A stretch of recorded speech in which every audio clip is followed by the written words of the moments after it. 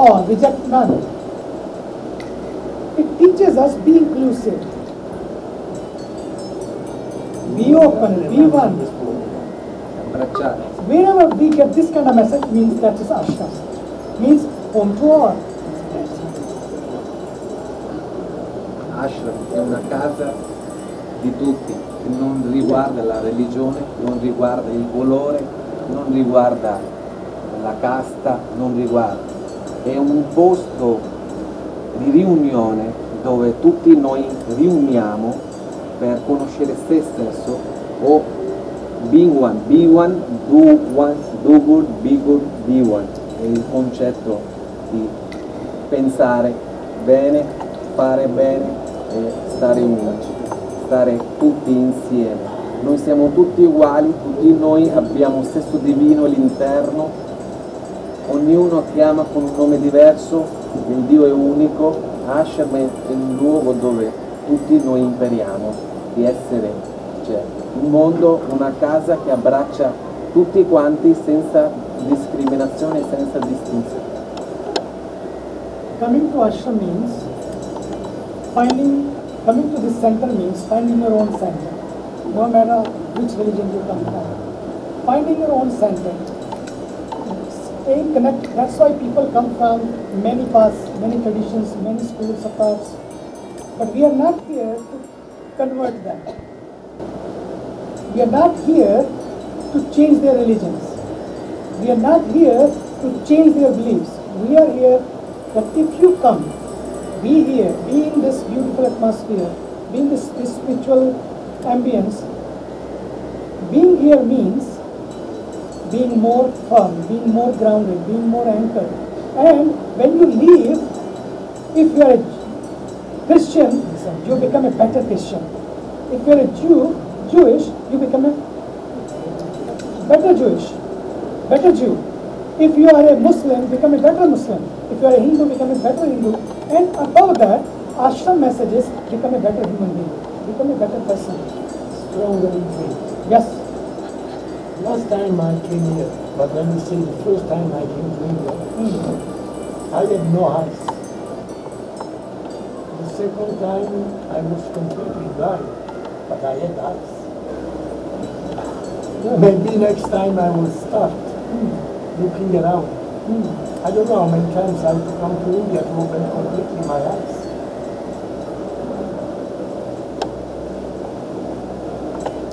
You know? How many times? Tell me.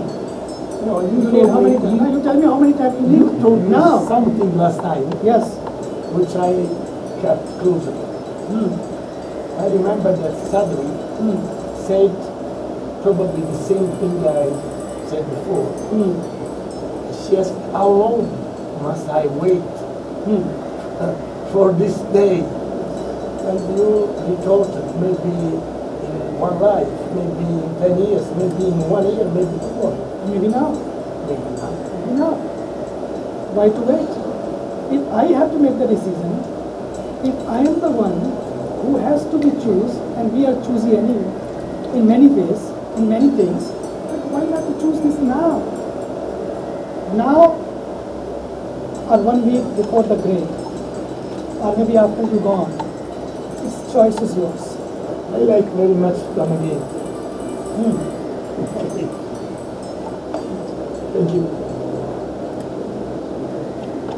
Workplaces where people are sneezing, it's not that they're not drinking the same water, eating the same food, susceptible to the same illnesses, but somehow that connection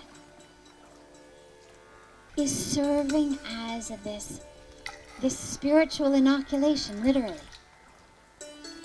So that's the non-spiritual reason. That we'll call a survival technique. On some level, people perhaps intuit how important it is for them. But on a spiritual level, on a conscious level, well, people are going because what they realize is, I can only spend so many hours a day at the office. I can only spend so many hours a day watching TV. I can only spend so many hours a day at the gym or playing tennis or at the pubs.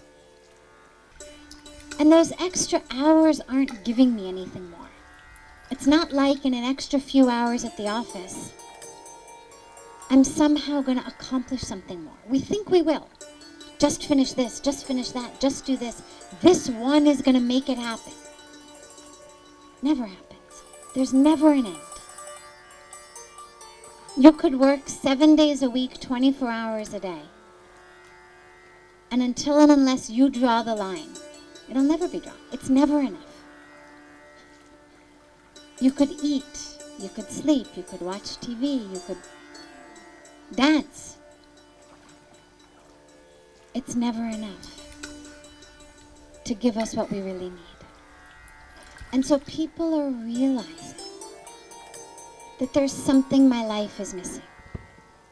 All of the hours at the office, all of the hours at the gym, all of the hours relaxing in front of the TV aren't enough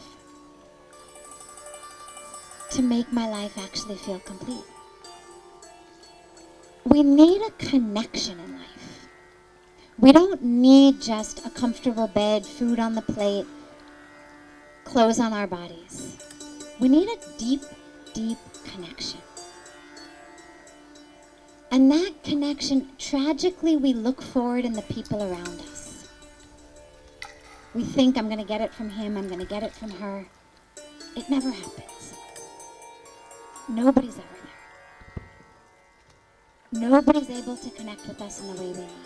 Everybody's got their own thing. You want to connect, they're thinking of something else. You want to connect, their mind is someplace else. Nobody's with you. The longer we expect it from people around us, the more frustrated we are. They may want to be there for us. They may think they're capable of it. But until and unless they lose that which makes them human, they lose their own desires, they lose their own egos, they lose their own issues, they can't. Because we're all prisoners. Which means the only one who's able to really give you that connection is God. And it doesn't mean that God only lives in the temples. God is everywhere. But the problem is for us, when we're sitting on the couch in front of the TV, our attention tends to be on the TV instead of on God. When we're sitting at our desk working, God is there, but we're focused on our files, not on God. So we need to go to the temple because it reminds us there's a life beyond our files. There's a life beyond the desk. There's a life beyond the TV, beyond the couch, beyond the restaurant. And when we remember that there's that life, and that at the end of the day, that's the only thing that really matters, that's when we're able to connect with God. And once you have that connection, people keep going back. Because they realize, yes, this is what I was looking for. This is what I need. This is what I was running around for, eating for, drinking for, using drugs for, shopping for. All the ways that we think we're going to get fulfillment. When we actually get that deep connection, we don't need anything else. And the temple tends to be the place where most of us get it.